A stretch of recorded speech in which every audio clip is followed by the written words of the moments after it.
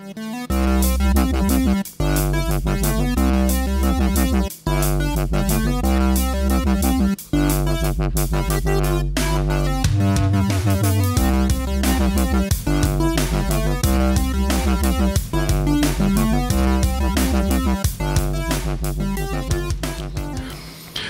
everybody, welcome to another episode of the LitRPG Podcast. I am Ramon Mejia, episode number 104 here. Every single week on the podcast I bring you the latest LitRPG news, reviews, and of course author interviews. And this week I have 9 new LitRPG titles just for you folks at home. And that includes Akillia, number 99. After that it'll be a review of Blademage Beastmaster. Then it'll be Warden, which is the first book in the Nova Online series. Then it is going to be the Legacy Builder, the Chronicles of Lincoln Hart, Book 1. After that, it'll be Ghost in the Game. That's the third book in the Dream State Saga. Then it'll be Perma-Death Online, which is the second book in that particular series. Then it'll be the Metropolis, Futuristic Dungeon Core. That's book number 4.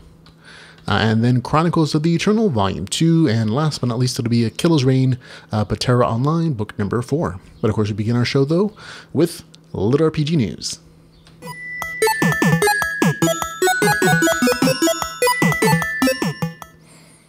And in LitRPG news, we just have one quick, brief story here. Episode number 103 of the podcast, I had a nice author interview with Christopher Keene about his latest novel, which is the Ghost in the Game, which is the one we're reviewing this today on the show. But we had a very interesting conversation about him as somebody who works for a publisher, somebody who we kind of had to convince about like doing a LitRPG story and what the differences are to him. Working for a publisher versus being an independent, an indie author, I guess. It was a very interesting conversation. Had lots of good fun, jokes, good questions and good answers. So fun interview. Go check it out for episode 103 of the show. On to some titles that are out now. Haven't reviewed them, haven't read them, but they are out. Including Aeon Chronicles Online, Book 1, The Devil's Deal. After that, it'll be Gamefall, HAYDEN'S book number 2. Now, this cover is a little bit weird compared to the first one. The two almost don't match at all. But HAYDEN'S book number 1 was relatively entertaining, so there you go. Also out is Orc Glitch, the Mad King. So that's out, as is Fragged 10. That's the 10th book in that particular LitRPG serial. So go check that out as well if you want to. There's some new audiobooks out for the LitRPG group. It's going to be including Rapture, Apocalypse Gates, book number 1. It's out. I enjoy the heck out of the written version of it, so I'm sure the narrative version by Andrea Parsons is going to be just as good. But again, go check those samples to make sure you like those narrators. That matters a lot. Also out is Bushido Online, The Battle Begins, which is the second book in that particular series. Out as an audiobook, as is The Way of the Clan, book number 4. And that's out as an audiobook as well, as is The Reapers, Neuro book 3 in that series. And book 3 of Pharaoh is also out as an audiobook. That's The Winds of Fate. So a bunch of 1, 2, 3, 4, 5 books, if I'm counting correctly, out as audiobooks for the folks at home who enjoy listening to their LitRPG. Now on to upcoming LitRPG. This is just where I read off the stuff that's coming out. We have some new additions to this particular list, but you can always skip ahead to the reviews if you want to. Out on March the 23rd is going to be The Accidental Duelist. This is the companion series to there's the Accidental, or is it Warrior, Thief, and Mage, and this would be like the next iteration of that in that particular world. So if you like that series, then you might like this one as well. We'll have to see when we give it a read. Also out on March 24th is going to be Unlucky Dead. So that'll be out on the 24th of March. Very interesting cover. On the 29th of March, it'll be the Province, which is the 5th book in the Futuristic Dungeon Core series. We're reviewing in book number 4 on the podcast today. So Skylar Grant is knocking these out of the park. He's getting them written very quickly. On the 30th of March is going to be The Land of the Undying by David Willamrith, author of another series which escapes my brain for the moment. No, never mind. I'll try later. Out on April the 4th, A Betrayal, which is the second book in the Monster Maces and Magic series. On the April the 10th, it'll be Absalom's Fate. On April the 13th, this one's also new to the list, the sequel to Dominion of Blades. This is going to be Hobgoblin Riot by Matt Dinniman. So that one's actually out of pre-order, so go check that out. I'll get out on April the 13th. On the 23rd of April, it'll be The Countdown, Reality Benders book number 1. This is a new series from Michael Antonoff. On the 30th of April, this is going to be a short story series from the Magic Jump Books, which does a lot of the Russian translation stuff. It'll be called You're in the Game, Book 2. So it's a second series of short stories from Russian authors that you may like Michael Antonov or Vasily Mahenko. There's a whole list of people there if you go check out their pre-order page. A lot of people. There are also some new names that you might not know. On May the 10th, it'll be Mightier Still, Enter the Lurvur, I can never say that word, Lurvr side quest. On the 10th of May, Blind Gambit. On May the 17th, World of Chronicle Book 2. On May the 24th, God Mode, Alter Game Book number 3. On May the 27th, Kingdom Level 5. On May the 28th, Trial by Fire, the second book in the Little Bitty Dragon Rider Adventure series, Arkham Online Chronicles. And on May the 30th, the last one we know about is The Dead Rogue, NPC's Path, book number 1, another novel translated from Russian into English. So there you go, folks. Now on to new releases and reviews.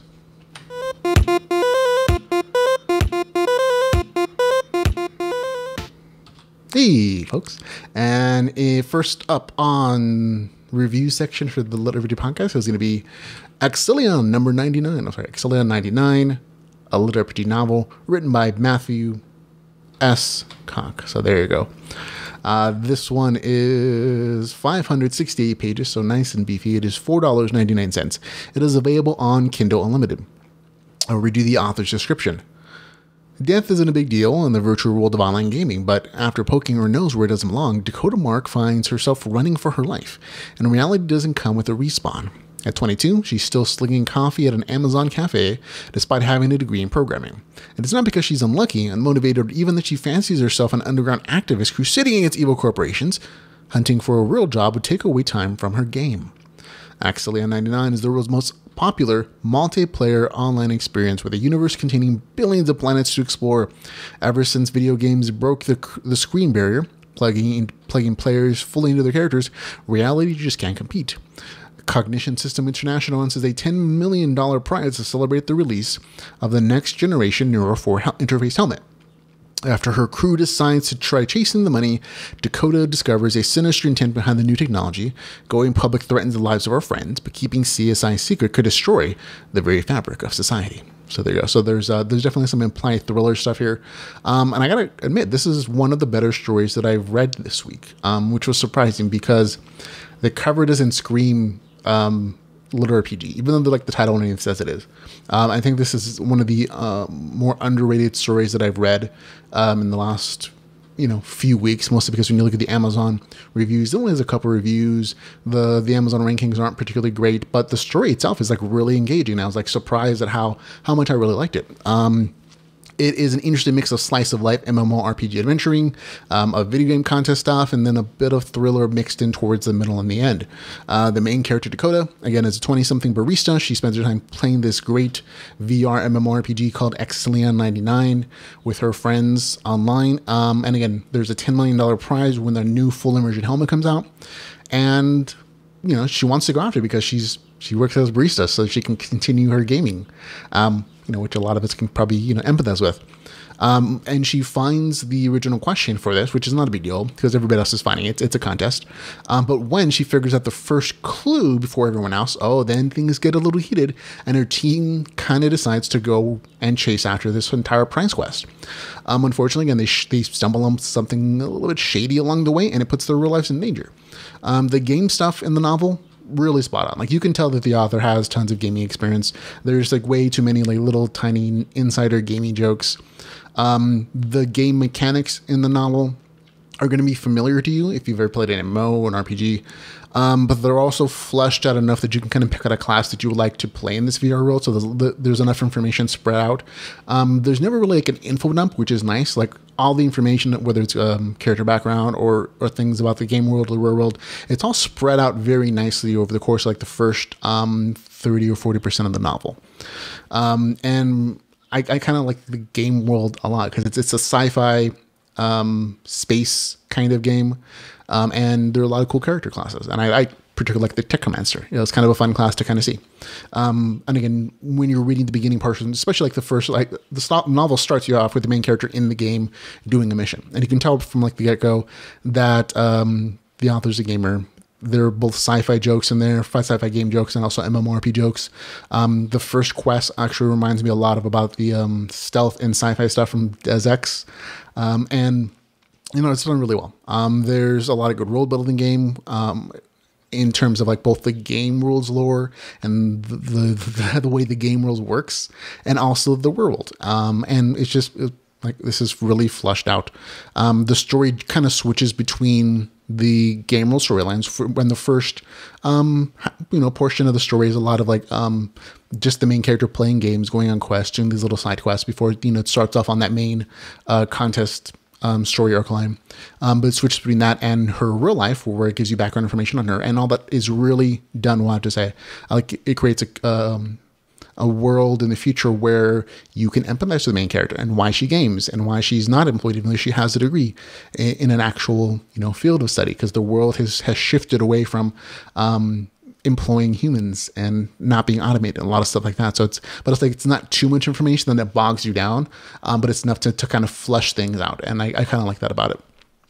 About the 25% mark in the story, the contest stuff kicks in and the pace picks up a lot as the main character and her friends do level grinding and they go after that storyline and do all those little side quests to kind of advance that particular plot point. And about that point, you also get some thrillery aspects of it that are introduced. And so this also becomes like this, I don't want to say cyber thriller because that's most of the story is dedicated to the gaming stuff, but there is like this sub thread of like this cyber thriller stuff, even though it's emphasized a lot in the novel description. It's not as big a section of the story. Like it's an important part of the story, but it's not like it's all cyber thriller where everybody's running from these criminals in the railroad and that's the story. The majority of the story still takes place inside the video game world, which is entertaining. Overall, it was a good story.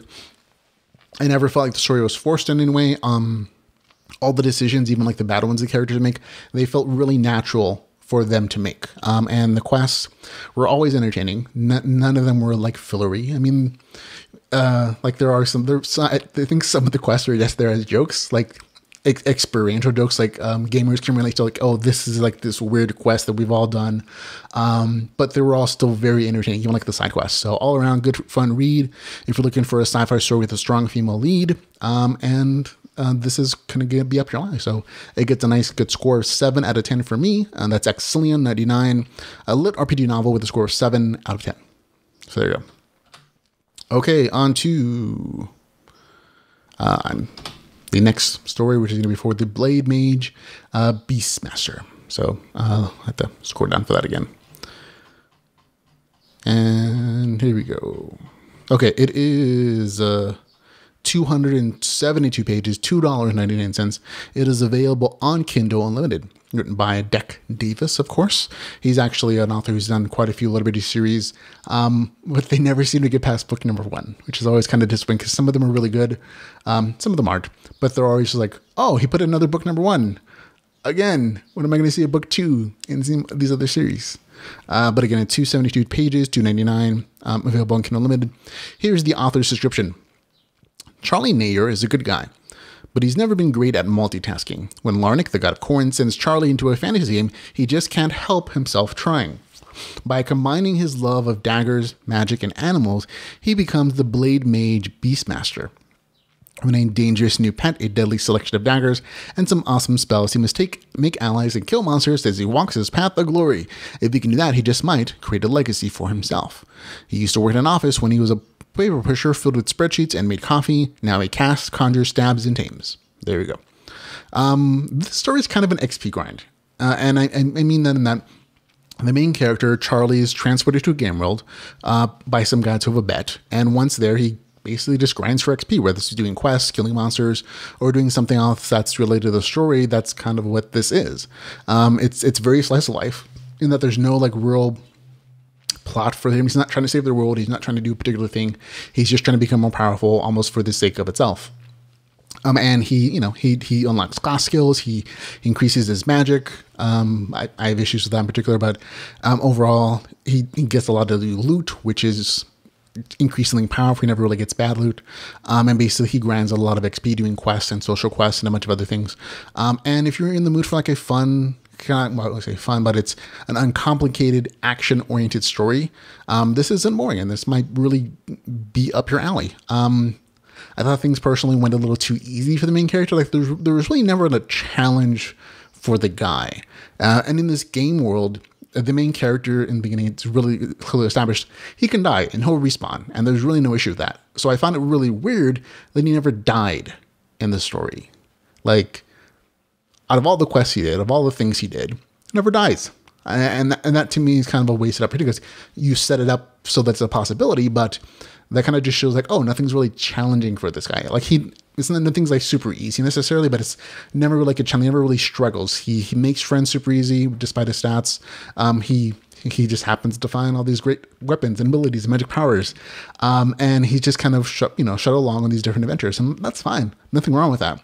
It's just like, it wasn't the most entertaining story. It wasn't boring or anything like that. It's just like, okay, not bad, not amazing, not good. So it gets a score of 6 out of 10 for me. So that's Blademage Beastmaster, a LitRPG series book with a score of 6 out of 10. There you go. Okay, on to our next story. Warden, a part of Nova Online book number 1, written by Alex Knight and produced by Portal Books. This is 384 pages, $4.99. It is available on Kindle Unlimited. This is the author's description, or the publisher's description. Ready Player One meets Halo. In prison for a murder he didn't commit, Caden's only hope of early releases is in serving as a warden inside the game world of Nova Online. Playing as a unique class while surrounded by aliens, pirates, and warring guilds, he and his squad are tasked with protecting new players and enforcing the rule of law. But Caden has other ideas. He's intent on proving his innocence. The key to his freedom lie hidden in the game's seedy underbelly, and he'll soon discover the bloody trail that led to his arrest is more twisted than he could have ever imagined. Not that twisted, folks. It isn't. Full disclosure, I got an advance copy for review. I purchased the novel when it became available. I think the description of like Ready Player One meets Halo is kind of a stretch. It is. But on the whole, I like this story. I did. There are a few things that kind of drop it down from 7 to 8 to 6 for me, and I'll get into those. This is mostly a very nice action-filled space-themed novel, and if that's what you're looking for, you just want something kind of actiony. This will do it for you. It takes place in a semi-dystopian future where one group, the party, controls the government. The main character comes home one day to find his neighbor murdered, and he's not only arrested for the crime but convicted without getting to defend himself. In prison, he's found to be eligible to participate in a program that can shave time off his prison sentence, the Warden program. And it's kind of a strategy. It almost feels like it's pulling from like the Vasily Mexico's first book, where it's like the prison system is part of the story in the world. But anyways, the main character finds himself in a VR MMORPG where he's playing as a warden, the MMO's version of a cop. He has to fight in-game for a place in the program, and eventually gains allies that are going to try to help him figure out who really killed his neighbor and why. And there's this whole big like thrillery subplot kind of thing going on in there. But honestly, the action is probably the highlight of the story. The fights are tough. They're very interesting. The author uses the game mechanics in very innovative ways, and it's not like just superficial stuff. And even though there's not like a ton of like information about other classes in this game world, the Warden class is pretty well fleshed out. Like there's the main character class arc and different stats and abilities that can be learned. And as the characters level, they get new abilities, but they can also specialize abilities at like level 4 or 5 into like 4 different specialization classes. Each one of those have their own powers. So there's a nice variety and depth to that particular class. Where I'd say it's lacking is information about the other things in this game world. Like you only really get information about that one class. Like that's kind of the only one you see besides the antagonist class, which I won't spoil. But besides those two things, like that's kind of it. And I mean there's more game stuff. There's plenty of like action-oriented notifications and notifications about items and whatever, item descriptions, things like that. It's all very nice. But again, it's kind of narrowly focused in its depth. The plot itself and the story, it's a little predictable. It is. And it ended the exact way I thought it was going to be from like the very beginning, which is not bad. It's just like, oh, the journey is the part that you're enjoying, basically. The only complaint I kind of have with the storyline is that it feels forced, especially at the beginning. I mean, the main character just happens to qualify for a VR game in prison where he meets like the one person who's interested in proving he didn't do it. And then like when he gets a description about the who killed his neighbor in game, that same person shows up in the next chapter as during a quest line. I'm like, that's a little forced, but I get, that the plot has to advance and something, but it did draw a little bit of enjoyment from like, okay, the plot's a little bit forced. And the fact that the main character doesn't die in the game, even though it is a mechanic that's there, he would just be locked out of the game for like 7 days according to the system rules. But because he never does, you kind of like, oh, he's never really gonna lose. And also that it's like just like a little thing that bothered me is like a lot of the XP that's given away in the quests and for achievements in the novel, they feel a little like pre-set up. Like the main character starts level 1, his antagonists are like level like 15 and 20, whatever. And so as he's progressing, you can kind of tell like, oh, some of these little sections are there just as like, oh, he needs to level up a little bit before like that final showdown with the bad guys. And you can tell like the XP is kind of just inserted in certain increments just to get him to level at certain points. I'm like, okay, that's fine. DMs do that all the time, to get their players to level up before like the big boss fight. But it was like just a small like thing like, oh, okay, kind of forced a little bit, but like not something that really draws away from the story too much. Overall, I like the story. I just couldn't give it a 7 because of those issues. But people who don't care about that stuff, they're going to have a nice time with this action-oriented sci-fi novel. And I think a lot of those little plot points, or there's things that bother me a little bit, are going to be taken away in the next novel because the novel expands. I don't want to spoil things. It expands quite a bit from this narrow section of this gaming universe. So I genuinely look forward to reading the next one, but I couldn't quite give it a 7. So it gets a score of 6 out of 10 for Warden Nova Online, book number 1, with a score of 6 out of 10. So there you go. Okay, on to our next review, The Legacy Builder Chronicles of Lincoln Hart, book number 1. And that cover art, it's a little cringy, but it's written by Ember Lane. There we go. 306 pages, $2.99. It is available on Kindle Unlimited. I'll read you the author's description. Bracador, a virtual fantasy land packed with elves, dwarves, gnomes, and trolls. Bracador, a world sliding helplessly to war. Lincoln wanted to be a warrior, a rogue, or a mage, but he'd made a promise to himself, so he chose Builder. He wasn't supposed to play the game on his own, but now he wanted to build a legacy for Joanne, a sanctuary in a virtual world.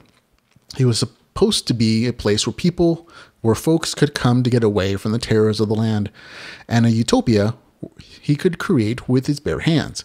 It was supposed to be Joan's legacy, but as the growling thunderheads of war gather, he begins to think it might be a lost refuge. He begins to think that it might be the land's only hope. And fantasy collides a little bit in this first novel in the land of the Bracador. So there you go. It's the author's description. Okay, this was, again, another pleasant surprise. I wasn't sure how I was going to feel about it. I thought from the cover art, from the title, it was going to be mostly a crafting or building story, and it turns out to not just be that, which was it was nice. The first half of the novel is a lot of introduction of the world building, character development kind of stuff. The main character, Lincoln, is in a VR RPG game world that, and he wants to kind of found his own little kingdom.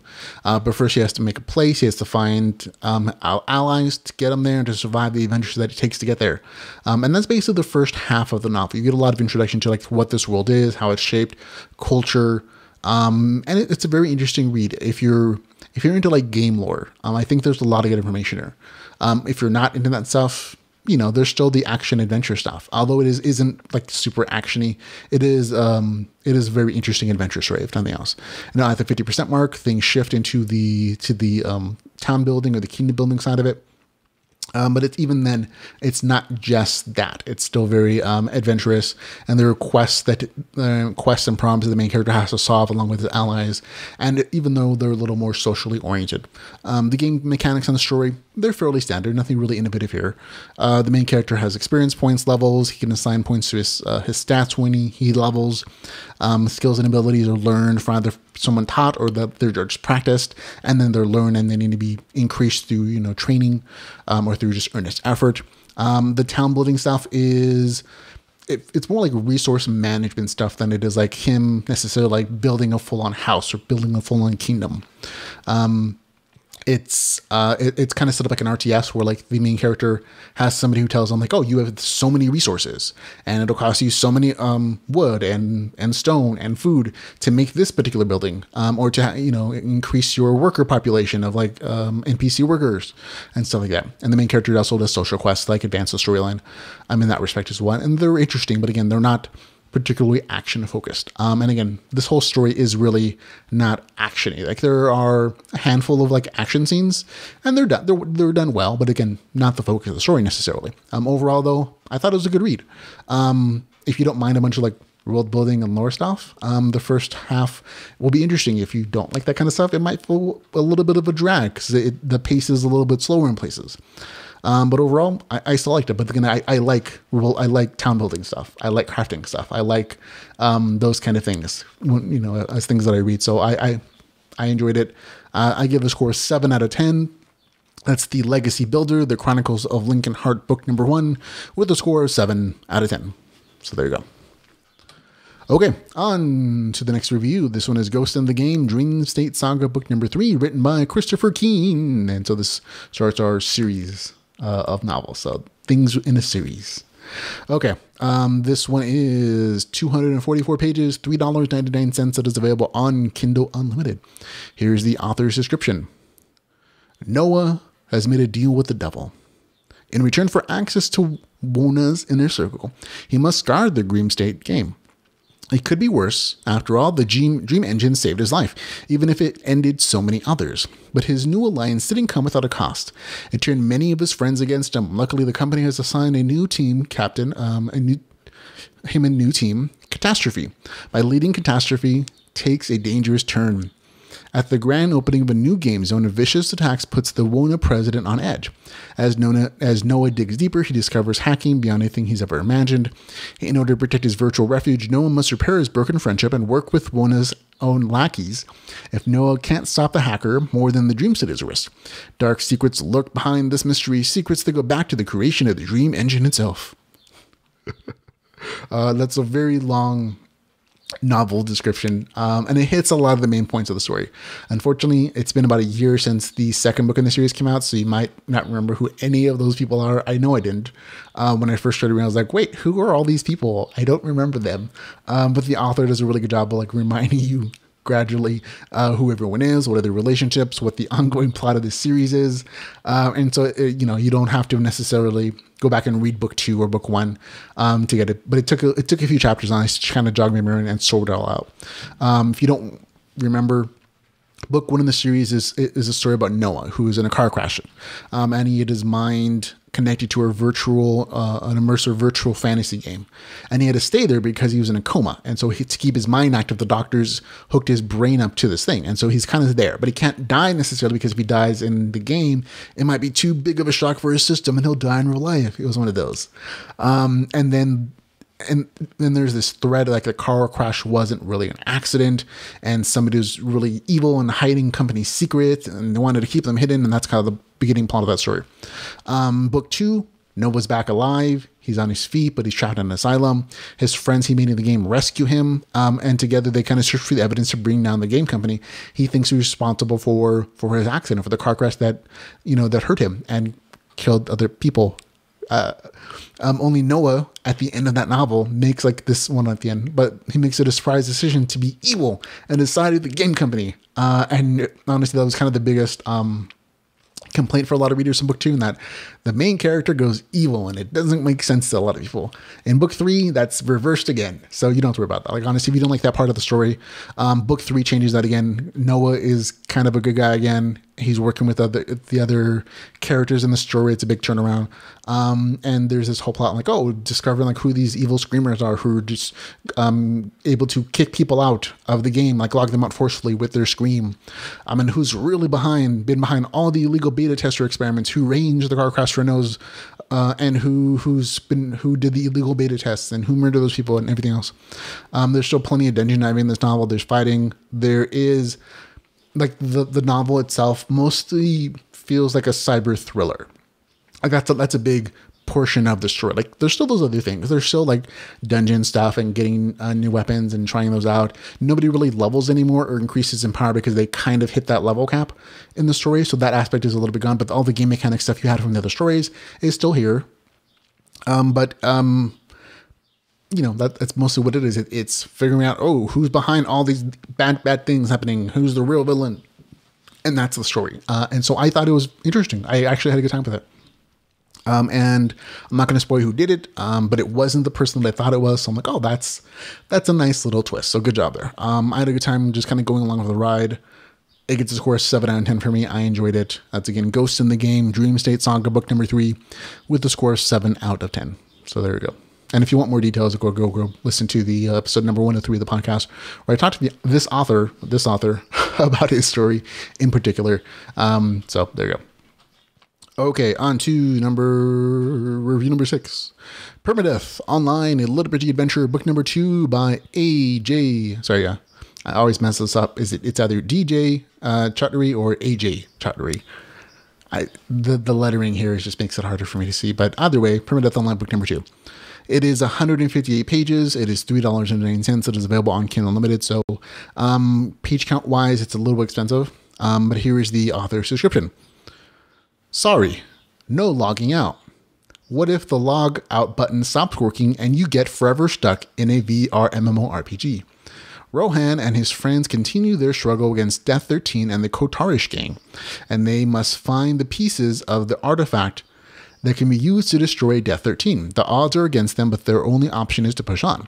In the second installment of Perma-Death Online Trilogy, Rohan must deal with mobs, Kotarish gang members, kill pterodactyls, and even fight in a tournament.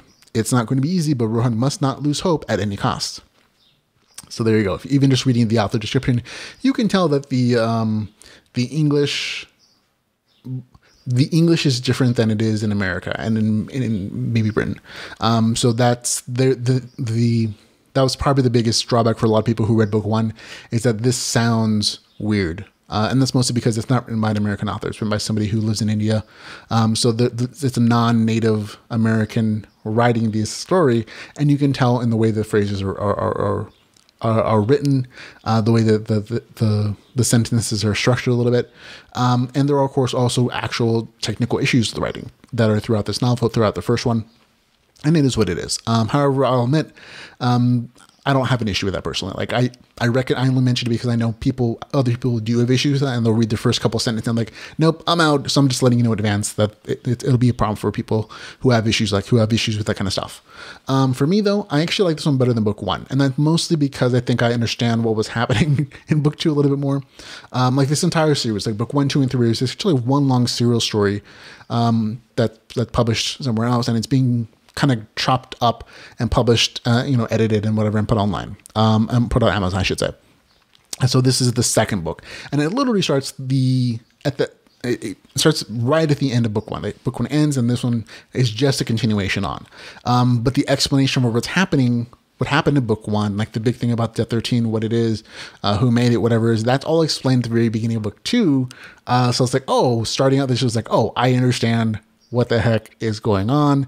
I think that helped me just like to appreciate all the other things that happened in the rest of this book a little bit more, like where like it finally felt like it had a purpose. It wasn't just slice of life, which is not bad, but for me, you kind of have to be in the mood for it. So if you don't mind a story that kind of meanders and kind of goes whatever way, great. Slice of life is always awesome. But if you want something with a purpose, then that converts you that just with the mood you're in. Okay, this one feels a little more purposeful that time around. So maybe that's why I like it a little bit more. But there's still the same questing. There's still the same like Indian mythology themed monsters and quests and things like that. And even though the end of the story feels a little bit forced, it's still very entertaining. And I think the thing that I like about the story is probably the main character. The main character feels very earnest. The main character is not afraid to die. Remember, in this game, when you die, you have to start like a whole new character over. Like, you have to start back at level 1. You could be like level 20, and if you die, back to level 1. So there's definitely some stakes for these characters, and like they don't necessarily want to die, but the main character does. And I think that's interesting in that it's a mechanic, and the author doesn't have a problem with like using that mechanic when it feels like it's appropriate for the story. And that's part of and to me, a gamer experience. That's part of the gamer culture, and that it's okay to die in a game because it's a learning experience for you as a player.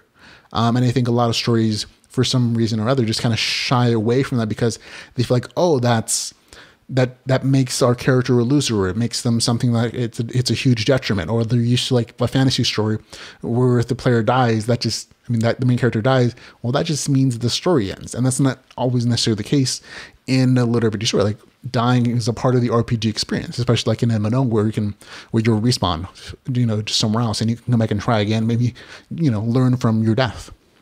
And that's what, again, one of the things I like about the story is that the main character dies. He's not afraid to lose or take a chance, but he still goes through it. And it's a very earnest kind of character. And I thought, okay, that it's charming in its own way.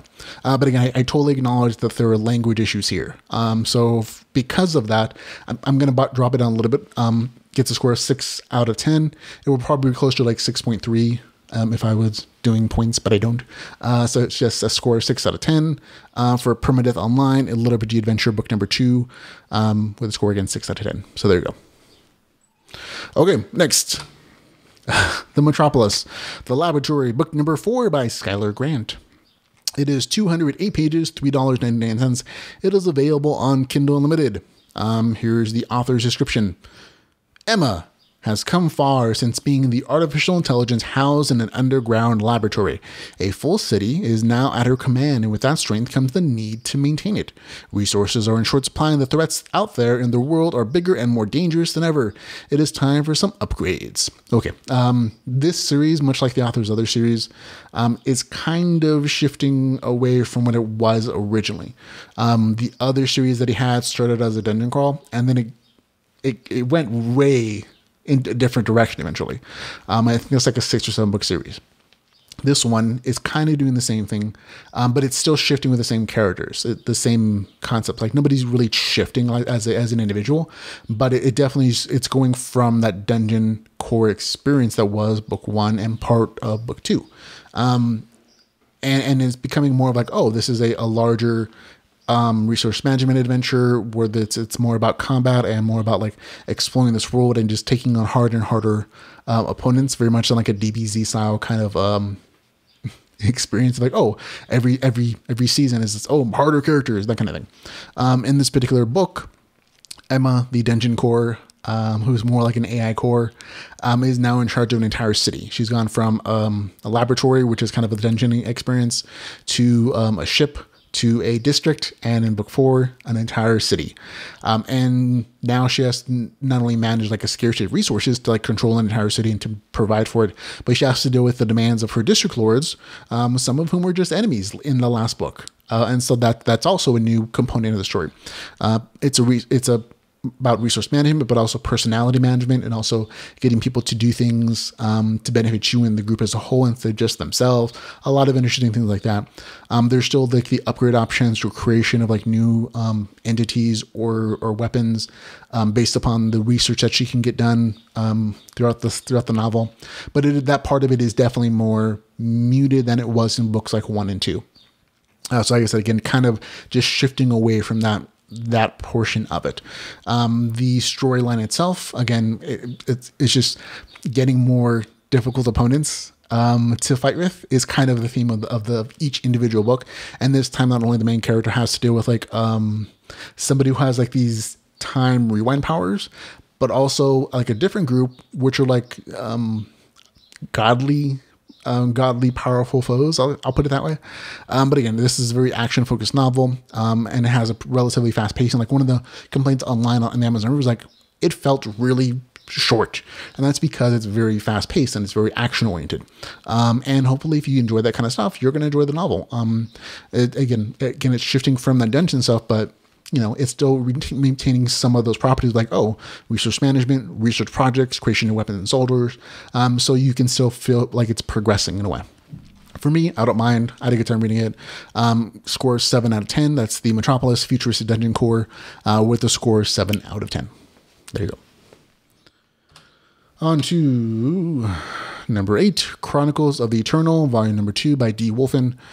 This one is 341 pages, $3.99. It is not available on Kindle Unlimited, and I think partially because it's also available online somewhere, like on the author's personal pages. Here is the author's description. Departing Grand Theor, Regal, and his squad venture out to experience the world. A world where the Immortales rule through elite, either power or deceit. True intentions are hidden behind a smiling facade, and the bandits that riddle the trading routes are the least of their problems. So there you go. That's it. That's all the description you get. Now, personally, I'm a fan of D. Wolfen. He was one of the first LitRPG authors I ever interviewed on the podcast. End Online is one of my favorite LitRPG stories. He's also one of the first that I've ever read. However, I'm not gonna fib to you guys. This story is a little bit jinky. It's part of it is due to the particular chosen writing tense. It's written in third person present tense, and there are also some semi-regular technical writing errors, mostly in the way of like, missing words or tense changes in like the sentence structure. Like part of the sentence will be in past tense and then it'll shift for some reason to present tense in the same sentence. And then it'll shift back and forth in like the paragraph sometimes. And so it's a little bit jarring. But those are mistakes. Those are things that everybody does. I don't have an issue with that as well. When I write, sometimes for some reason it shifts between present and past tense. When I'm writing in first person. And so it's just one of those editing things. But it is going to put off some readers. So just be aware, like when you're reading it, download a sample, you're going to be able to tell really quickly whether or not you enjoy this particular writing style. But for me, after a little while, I just kind of stopped noticing. And so personally, I don't have an issue with that, but I know other readers do. So that's why I mention it. For me, I like the story. It's fun. It was interesting. It's a little bit slice of life. Which is expected of something that kind of is essentially an online serial story that's, collected together as volume and put on Amazon. But it was still fun to read about Regal and his buddies and have them see them fight, them level, craft, and try to avoid the machinations of the city leader, the town leader that they go to. And for these characters, the group is kind of growing up. Like in book 1, it was very much a coming of age show for the main character who is considered a soulless, and that's all this is book 1 stuff. But he eventually goes into an academy and he learns how the magic system works and how to level and how to advance and how to like fight with his guns and a bunch of other stuff, and kind of finds his place. And this book is kind of the extension of that. Okay, now they're not considered children; they're considered adults, and they have to go find a place in the world or make a place for themselves. And so they're finding in this novel that not everybody has their interests at heart, and people are going to try to use them, or people are going to try to discard them if they feel like they're in their way. And so overall, good story. I enjoyed it. I'm kind of a sucker for crafting, and there's definitely crafting in here. And just, good advancement of character stuff, good game mechanic stuff. But I do have to warn you that this is not a great place to start this series. Like, you really should read book 1, because it's kind of just like a serialized story that's kind of just cut up at a particular point and published. That's why it's a volume and not just like, book 1, book 2 necessarily. So you should go read volume 1 in this series before you come to volume 2, because if you just start here, you're not going to know who anybody is. There are really few explanations here. There's no explanation of like the magic or the crafting system. So it's going to a little bit harder to kind of jump into. So go read book 1, come back for book 2. They're available now. But like I said, I had a good time with it. I enjoyed it. If you like D. Wolfen stuff, you're probably going to enjoy this as well. It gets a score of 7 out of 10. For me, Chronicles of the Eternal, volume number 2, with a score of 7 out of 10. Okay. On to our last review. This one is going to be Akillia's Reign, written by Don Chapman. It's going to be the Puatera Online, book number 4. Okay, this one is 349 pages. It is $3.99. It is available on Kindle Unlimited. Here's the author's description. Taking the day off work to surprise Andy with a ticket to the hottest fantasy VR MMORPG, Emma returns home to find his cheating ass in bed with her sister. Throwing them both out, Emma sits slugging back the wine they just shared. Drunk and devastated, she almost blows his gift. But watching the adverts for the amazing fantasy world depicting monsters, mayhem, and adventure. Emma keys in her name and details Akillia F22 and decides to take on Puatera online. So there you go. That's kind of the werewolf introduction to this particular novel. This is a different character than the Puatera online books number 3. That one is Maddie, who is a AI who becomes self-aware. This one is very much Emma, who is only kind of joining the game to spite her ex-husband or her husband who cheated on her. So that's kind of the beginning part of this novel. I have to say, this was probably one of the most frustrating novels I've read in a really long time. And at one point when I was reading it, I almost threw my book across the room. It was that frustrating. I literally, about the halfway point in this novel, I was so frustrated with it. I had to put it down and I had to just kind of walk away and go do something else and then come back and finish it. And I'll talk about what makes me frustrated. But I first want to say, there are some good things about the story. The author is always a good technical writer. Her characters are interesting. You empathize with this character a lot, Emma. But there are a lot of things in this novel that just kind of like either disappointed me or just like were super frustrating as far as like forced plotline. So I'll begin with part of my frustration with this novel is probably to do with my expectations of it. Like I went into this novel just like so excited, like I really was. I was like, oh yeah, this is the 4th book in the series. I like book number 1, 2, 3, but from what the author had said online, some of the things she said was like, oh, this was going to be the book that was going to be super RPG. Like even on the cover, it says RPG design by Chris Mayer. And the author had kind of said like, oh, she'd worked really hard with somebody else to create like this full RPG system, for book number 4 for Akillia's Reign. And so I went into this with like really high expectations, and they were sort of met, and then they sort of weren't. And I'll first talk about a little bit of my experience with books 1 through 3. Like that's the one with Maddie, who's the main character, and that one is not super RPG. There's not a lot of game mechanics. I think you get for a lot of it, it's quest mechanics. You get like hints at other game mechanics in the world, but it's told from the point of view of an NPC who becomes self-aware, and so it makes sense within that context that the NPC wouldn't necessarily see all the game mechanics happening around it, because to her, it's just her world. It's just her fantasy sci-fi world. And so it kind of got a little bit of a pass on on the expectations of like a super lot of game mechanics. But with this one was definitely, it's from a player's point of view. It's from someone who is going into a virtual reality game, knowing that it's a game and knowing that it's an RPG game. And basically that's the context. And so my expectations as a reader shifted with that point of view. Like I expected to see more RPG stuff, the things that I would connect to as a player myself, playing a VR MMO, an MMORPG, a UI, whatever the case is, character sheets, all that good stuff. And a lot of that stuff just didn't really exist. The werewolf storyline, like the storyline for the character, awesome. It really is. Like it starts off with her going home. She finds her cheating husband and she uses his anniversary gift to log into this game. And it's kind of a weird situation in that it's like a 6-month gift, in that she has to go to like some island in the Philippines for 6 months to play this full immersion game. And with the time compression, it feels to her like it's going to be like 2 years long. And so I'm like, okay, it's a very interesting and different kind of setup for the system. I liked it. I'm at this point in the storyline, about 5-10% in, I'm still very much like on board. This is a good beginning. Then there's still hints in the game that there's going to be a romance, and a lot of the stories about like her rediscovering herself and building back up her confidence and finding a way to be happy again with the help of that, super hot dude in the game, of course. And again, all these parts are really well done in the story. It's a very strong female lead, also well written.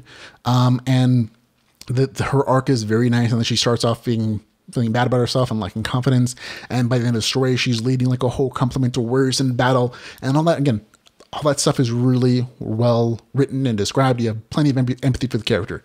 But where the story gets like really frustrating for me is on the game mechanics side. And again, some of this is just about expectation and it kind of not being fulfilled. there's a section in the story between the 10 and 15% mark where the main character is logged into the game. She's created her character, her look a little bit, but she's also getting like this explanation of like, oh, all the different game mechanics in the story. And it's great. It's really in depth and I like it a lot. Like there's a lot of stuff that's explained again in super detail. Loads of information about like how dice rolls work, actions, abilities, aspects, aptitudes, karma, a bunch of like really in-depth stuff. Loads of cool things. But after that 15% mark, when the main character actually starts in the game, you kind of see fairly quickly that a lot of that stuff you just learned about doesn't exist in the story, or at least not as much to the way that you were hoping. And that to me was just kind of a disappointment. There are aspects of those things that you just read about in the 10% mark, which is like literally like 15 pages in the story, that do show up regularly. Like the karma system shows up on a semi-regular basis.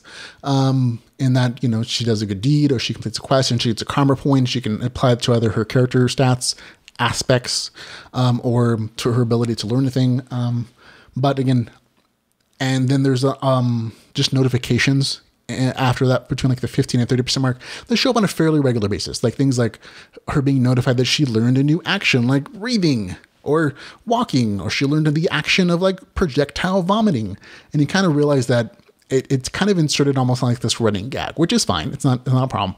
But that's basically the extent of the game mechanics. Like you see the main character's character sheet once in the entire novel. In the entire over 300 pages, you see one character sheet about midway through the story. And that is it.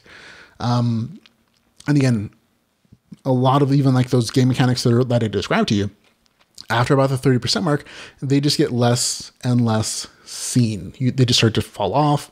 And by at least by the 45% mark, you just stop seeing them for the most part. Like they'll pop up occasionally, like a new notification.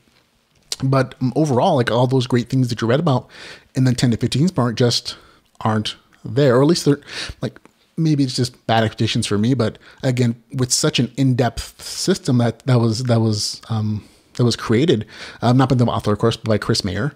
But it was so in depth. Like you would think that you would see that stuff in the story, and it wasn't. And so that combined with the experience, like, oh, this was going to be the one that was like totally RPG and like a bunch of cool information, and you see it from the player's point of view, and none of that shows up. Like the storyline itself is fine. It's what it is. But like the game mechanic stuff was just kind of disappointing. Now, combat in the story, not a very combat oriented story. So like, okay, that's fine. But combat itself was also kind of weird and forced up until like the end part of the story. That the end combat itself is relatively decent. But for most of the story, combat is kind of a disappointment as well. There's one scene in particular I thought was just so weird. And so weird. It's just that the main character who doesn't have a particular skill with swords, at one point she's fighting this goblin-like creature. And combat essentially is like she stabs it with the sword and it kind of pushes it away a little bit, but then she stabs it again in the chest and the sword just keeps going through and the monster doesn't fight back until it dies. And that's kind of the highlight of the story for like a majority of the novel, like the first 70-ish, 80% of the story. That's the best combat scene there is for the main character. And it's just like really awkwardly described. Again, the end part of the story, there's more combat and that's fine, but it was just not a real combat-oriented story.